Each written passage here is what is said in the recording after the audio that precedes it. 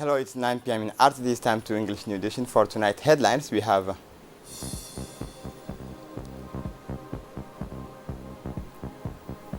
the closing of the 8th edition of TICAD Summit in Tunisia.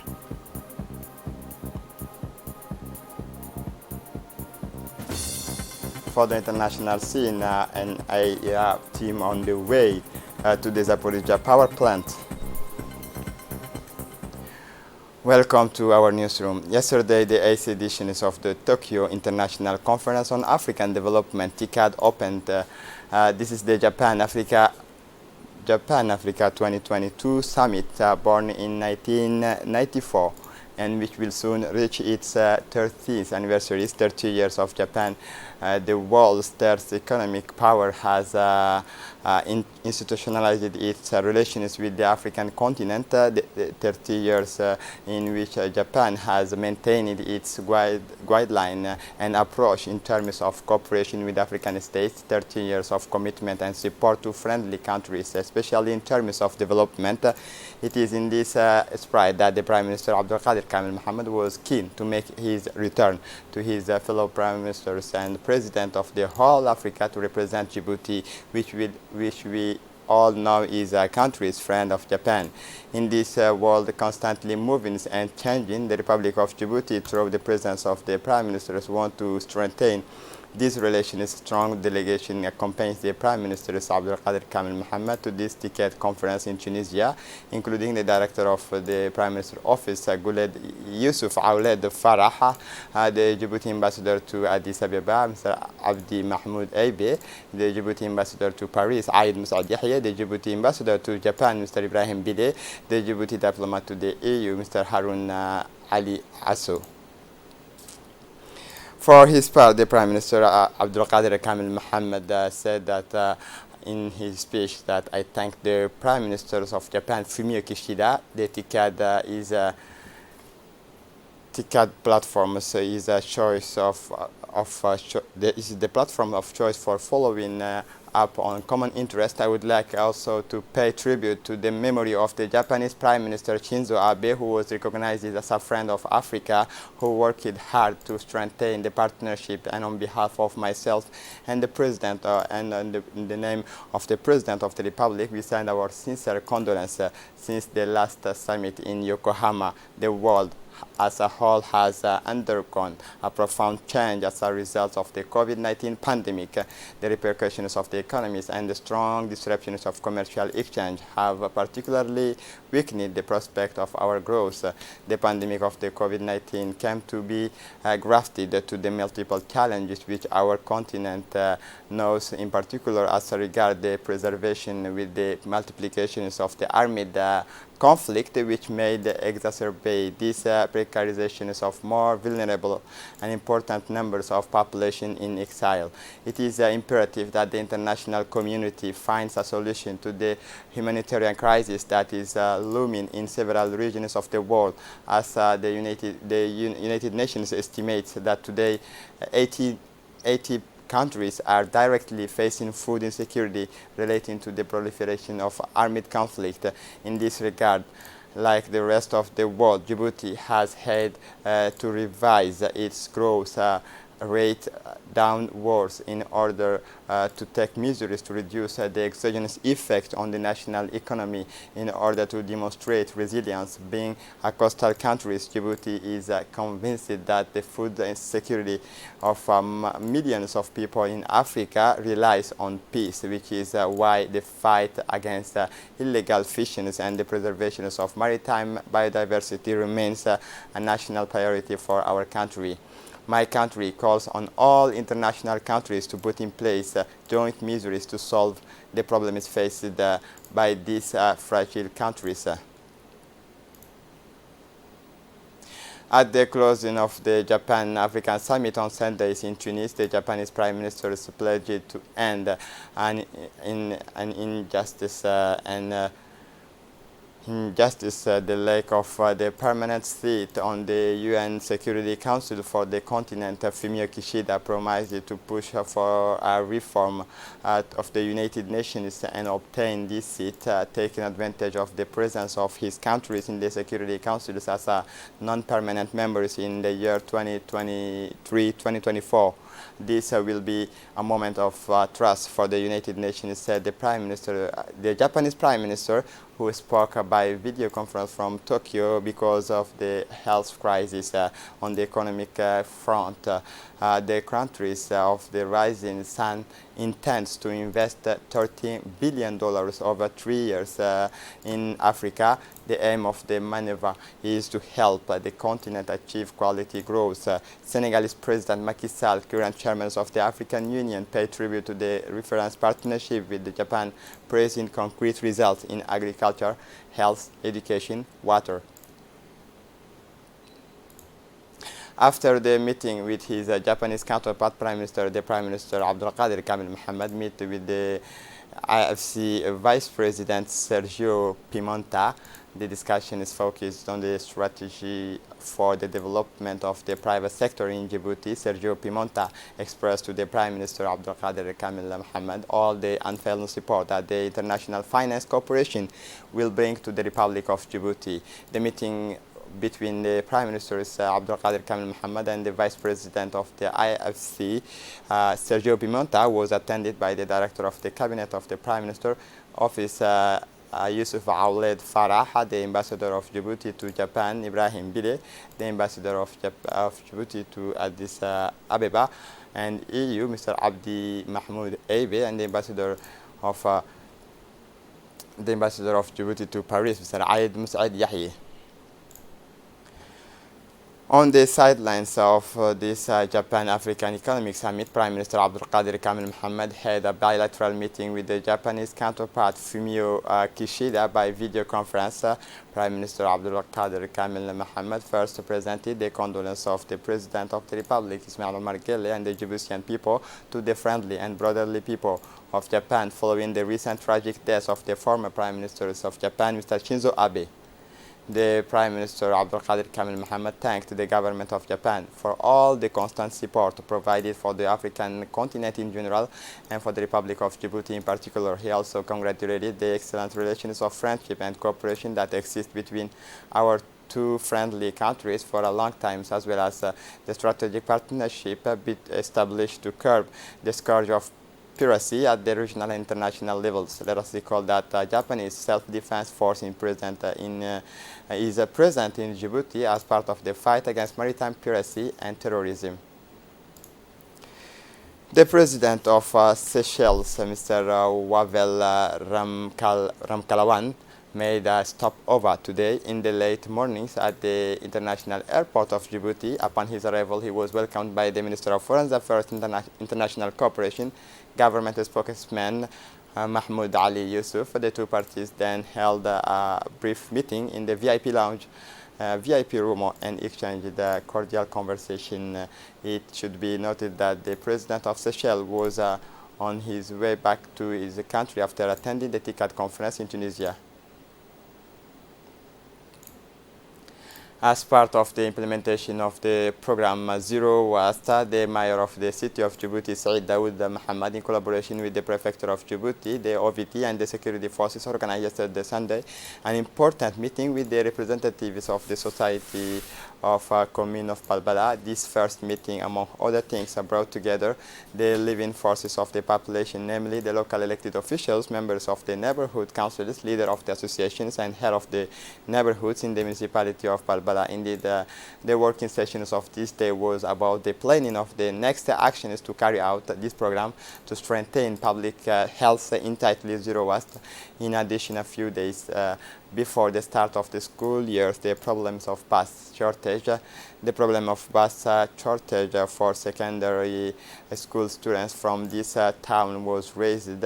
Thus, large-scale cleaning operation, including the removal of the wreck of car that blocks the street of popular neighborhoods, as well as repairs the defective street light, will continue permanently. This is a very commendable initiative that has aroused the public interest, and at the end of the discussions, the whole community has committed itself to draw up a balance sheet of work and to take a new impetus, of course, in collaboration with the living forces of the city. During his opening speech, the mayor of Djibouti City, Said Dawood Mohammed, reminded that public health is everyone's business, urging the neighborhoods committee, imam, and local elected officials to raise awareness among the population, especially working women and youth, so that they participate in the beautification of their city. Without their participation, neither the city councils nor the OVD, nor the IDR, nor the ONIAD will never achieve the goals, insisted the mayor of the capital. The mobile brigade team of the customs of Tajora in the day of 26 August 2022, with the collaboration of the border police and of immigrations and military, presided by Colonel Ali Shahin Dawood, and the customs brigade of Balho, have intercepted a very important sum of money of $274,300 in an Ethiopian tanker. The Director General of Customs Brigade, Mr. Guled Ahmed Yusuf, and the Prefect of Tajora, Hassan Dabel Ahmed, congratulated all the security forces, and he also congratulated the Customs Brigade of Tajora and encouraged them to reinforce the road security. In recent years, the health of the city has shown positive growth. Djibouti is changing. Some avenues are lined with the restaurant and new stores that are busy all evening. The appearance of the new stores have changed the face of downtown around the mythical restaurant Nile Blue, arriving in the street that gives directly on the Mosque Hamoudi, flows to intoxicating sense of different fragrance that float in the air and tickles the nostrils of all passerby. A real delight for the sense, a curiosity that stings anyone who has entered this store. On the shelf are Jocelyn bottled are alchemists that contain powerful smells, subtle mixture of oil and aroma that merges with the sandalwood, agarwood, acacia, musk, oud, and also flowers. It is a new trend that's been going on for a few years. Another way of selling, making your own mixes between these scents, oud from Arabia Saudi and with rose and many others. This is part of the experience. In other words, mixing the matching scents to create your own unique perfume. These exotic scents are subtle, some are bold, and each has its own unique charm. For some of the customers, it takes little time to find the right scent for them, while for the novices, it is a real olfactory journey. These traditional perfumes sold from the Middle East are called attar, which do not contain the alcohol components like the perfumes from the big brands, but here it is a oud and the bakhur, commonly called incense, that are very popular here. A classic of perfumery, strong and of it is very powerful smell, what to turn the head of customers who enter this cave of Alibaba. For a New Year's, these stores have made a place in the Djiboutian market.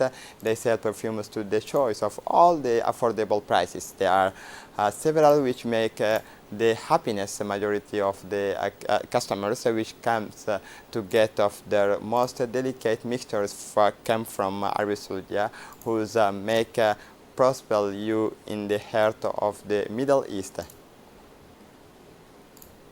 The emancipation and development of the female entrepreneurship known a considerable rise in the Republic of Djibouti, and this remarkable advance in social development results from the policy of the President of the Republic, Ismail Omar Guelleh, who since his accession to the power created all an institutions in charge of the development and the emancipation of the Djiboutian women, who nowadays knew many advances. These institutions has been given the mission is to develop women's economic opportunity, to accompany them during the setting up of their businesses, to facilitate their access to resources and to overcome the difficulties that women are facing. And since then, we have seen the emergence of public and or private businesses working for the economic empowerment of Djiboutian women.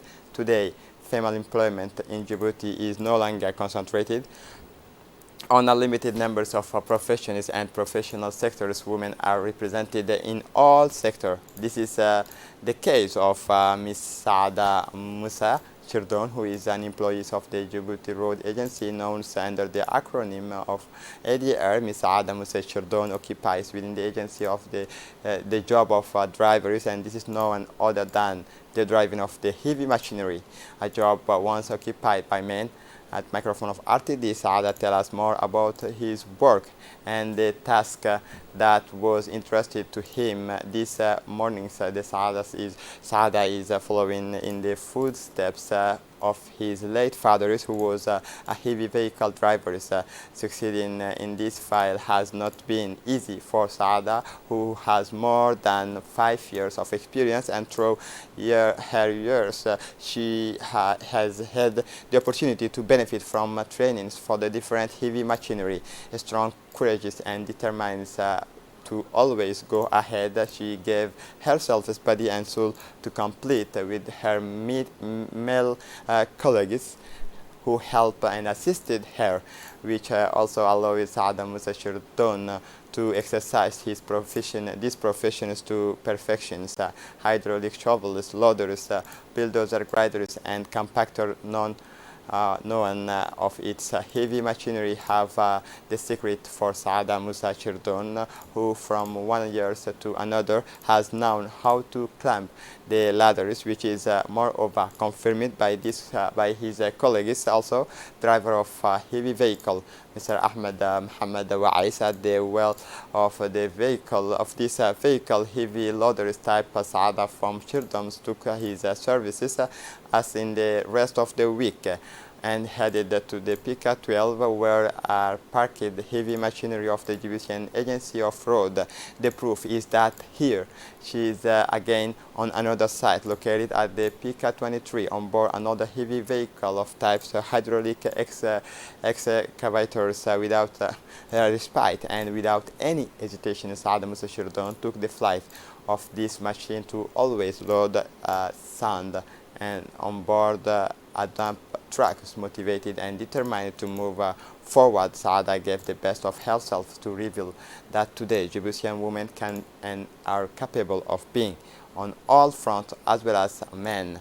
No professions and no specialties is foreign or difficult to exercise for the Djiboutian women, who is today educate, trains, and engage for the realizations of great project.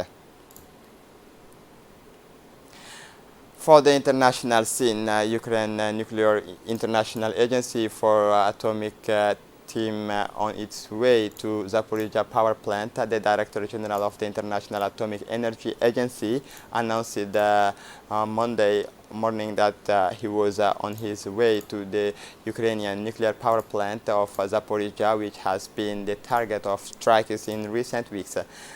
Raising fears of major accidents, the head of the agency claimed that for several months to be able to go to the site, warning of the real risks of a nuclear disaster. The Zaporizhzhia power plant, where 6 of the 15 Ukrainian reactors are located, is near the front lines in the south. Kyiv and Moscow accuse each other of carrying out bombings near the complex, the town of Energodar, on the Dnipro rivers, on thus endangering the sites. And to close up this edition, the return of NASA on Moon, the rocket of the mission is Artemis 1 takes off this Monday. It is the great return of NASA to the Moon. The most powerful rocket ever developed takes on this Monday, August 29, a 6-week mission is in peace, in preparations for more than a decade, launched in front of tens of thousands of spectators. The new rocket of NASA, the most powerful in the world, must take off Monday for the first time from Florida towards the moon. This is it for the news. Thanks for watching us. Have a good evening.